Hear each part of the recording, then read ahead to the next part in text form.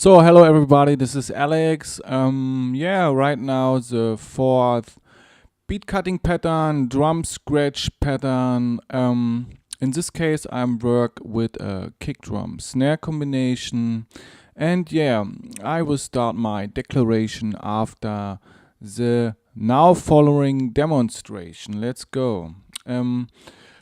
Advice: I play this pattern over a hi-hat, at a hi-hat in a tempo of 79 BPM, and the hi-hat got a time value of a 1/8, so it goes like tss, tss, tss, tss, tss. But you hear it right now. Okay, let's go.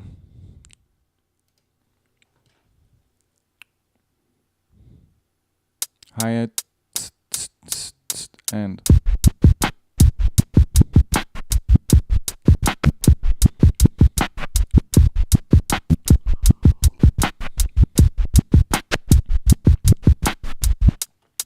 so, like I said, a bass drum snare combination. This is my phonetic recording, which I use for drum scratching, and it goes like this. First the kick drum or bass drum, and then snare, sorry. And this is like a rim, actually. So, okay, together. So. And now I want to speak about the crossfader performance. And like you saw in the video, it's kind of like a transformer click. But when you look exactly, I play this performance with my thumb. So, and this is a very big difference in opposite to the transformer click. Like this, look on the video with my thumb. And this is now the transformer, and in the next I want to make a special video about this type of performance. I have spoke about the difference between the transformer and the thumb technique in the video S notation versus TTM, the comparison, and this is the first video.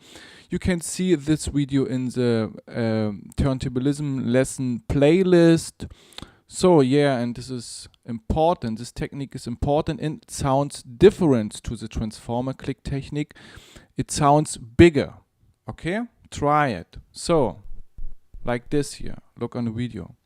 Okay, at first we start with the red marked area. We see on the center line first 116 notes. It means we play the kick drum in this case as a release, and then we move the record back. You can see the E tone in the lower range of the staff, and we move the record to the start point. So that's the reason why you see a bigger neck or a bigger stem. In this case, it means we move the record to the start point from which we start scratching, and then follows a 1/8 note, and the time value of our phonetic recording is a 1/8.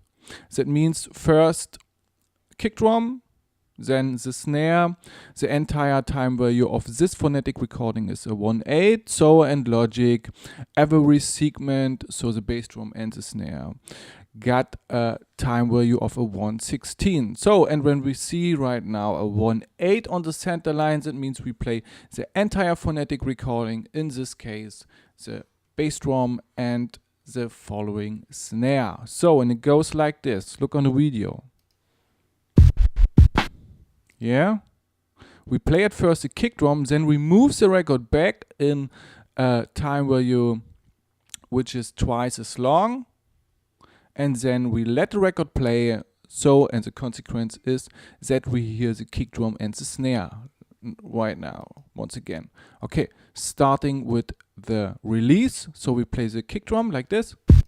Yes, then we move the record back, but twice as long as a 116, so in a 1/8, and it goes like this, and then it was a little bit too fast. Then we let the sound play completely, and the consequence is bass drum and snare, like this. This is the first part here.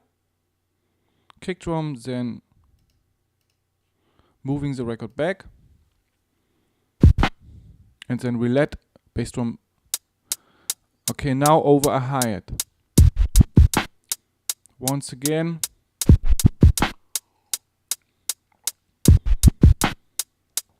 And once again. So actually very simple, and you can see because of the letter D, this is the advice for the performance on the crossfader, so in this case the thumb performance like the transformer, and the additional symbol here over the letter, in this case a 116 note, means that we play the crossfader performance in a given time value. So in the given time value that means we play the whole time the performance on the crossfader in a 116 time value, and this goes like yes. So we go further, and what can we see after the 1/8 note? We see that we move the record back to the start point because why? The stem is bigger. Yeah, this is information to move the record exactly to the start point from which we start. And then when you look after this note here, this is exactly the same type of pattern like the first here. And okay, it's a practical conversion.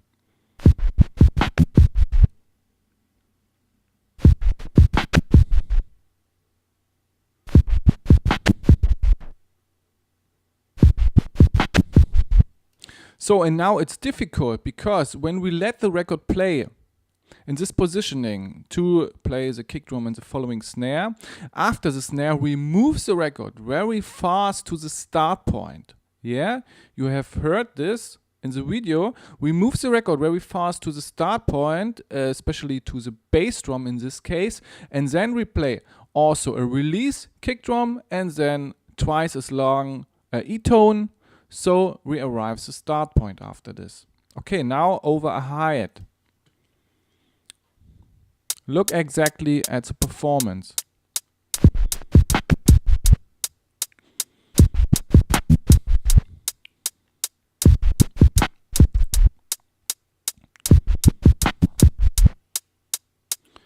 Yeah, and this is difficult. To move the record after the snare to the kick drum once again, you must move the record or you must pull the record very fast, and this is a little bit difficult. So then after, in this case here, we move the record back to the start point, then a kick drum, like the first pattern here, kick drum on the center line. Yes, then moving the record to the start point, and then a note to tone, a forward-backward motion. And we play in this case also the kick drum. Then we let the record play. This is the reason why you see a 1/8 note on the center line. Yeah, and the video goes like this.